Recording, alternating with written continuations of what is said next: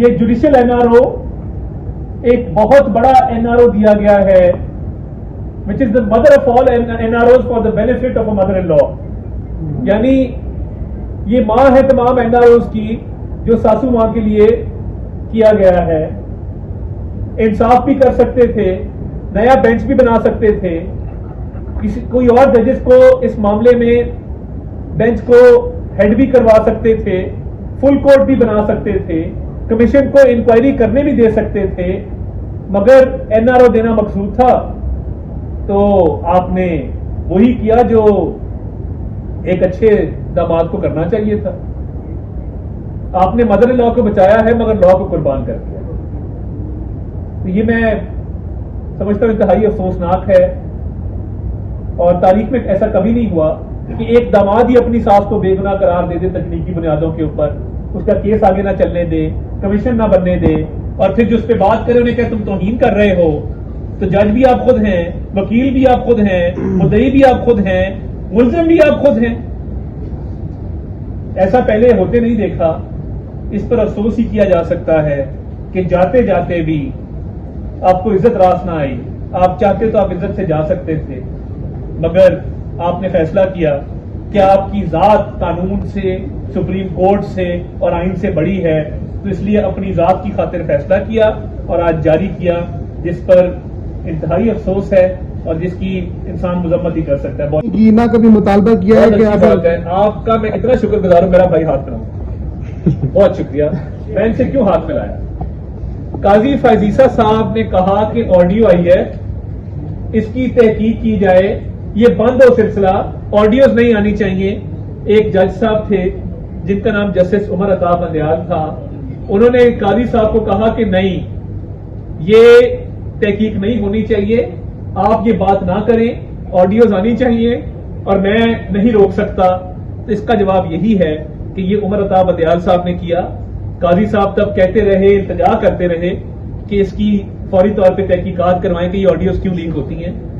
ایک سوال کا جواب دے لیں کہ آپ کی آڈیو لیکس آتی ہے, ویڈیو لیکس آتی ہے, جس کا کوئی رزلٹ نہیں نکلتا, اور آپ 5 کروڑ کی گھڑی کے لیے 10 ارب اشتہار تک دے دیتے ہیں. صبح سے شام تک آپ ایک بیانیہ اپنا بیچ رہے ہوتے ہیں, لیکن وہ جسے آپ چور کہہ رہے ہیں وہ اس کا بیانیہ ابھی بھی اوپر جا رہا ہے, اور آپ وہیں پہ 1.5 سال کے 1.5 سال کہاں پہ جا رہا ہے؟ سروے دیکھنے آپ صحافی ہیں نا, آپ صحافی ہیں نا, مجھے بتائیں کون سا سروے ہے, کون سا سورس ہے جو کہہ رہا ہے کہ بیانیہ اوپر جا رہا ہے؟ مجھے بتا دیں کہ چوری کا زمینی حقائق یہی ہے کہ مجھے بتائیں نا, مجھے بتائیں پلڈیٹ نے سروے کیا ہے, مجھے آپ بتائیں آئی پور نے سروے کیا ہے, مجھے آپ بتائیں گیلپ نے سروے کیا. آپ صحافی ہے نا, ہوا میں تیر نہ پھینکیں. دیکھیں میں آپ کے سامنے جواب دے ہوں, آپ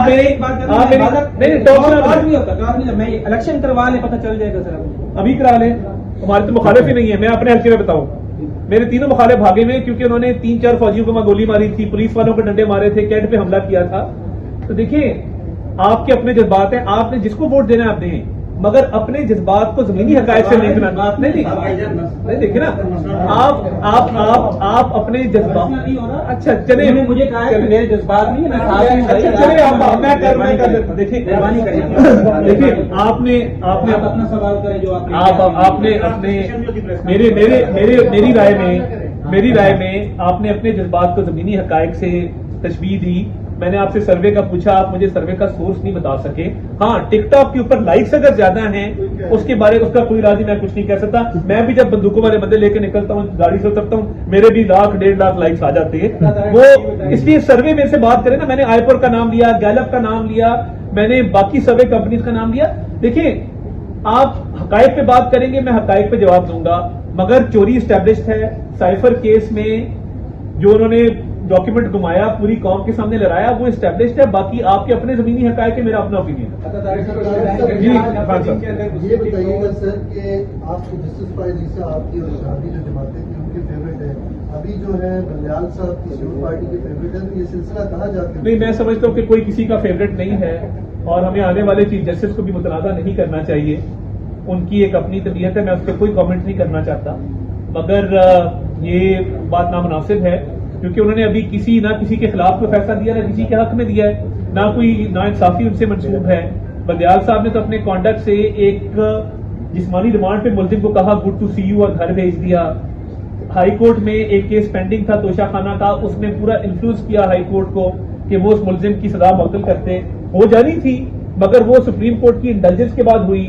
اپنے ساس کے معاملے پہ کیا کیا جو جلسوں میں پھرتی ہیں.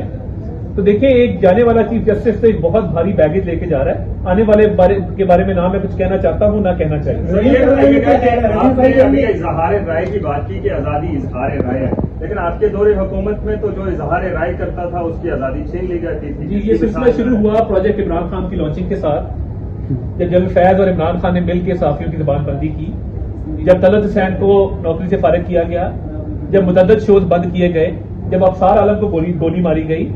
تو یہ سلسلہ شروع تحریک انصاف نے کیا اور عمران خان کی خواہشات پہ یہ کام کیے جاتے تھے. اب تو چلے پھر بھی کوئی چیک اینڈ بیلنس ہے، کوئی بیل مل جاتی ہے، کوئی پتہ لگ جاتا ہے.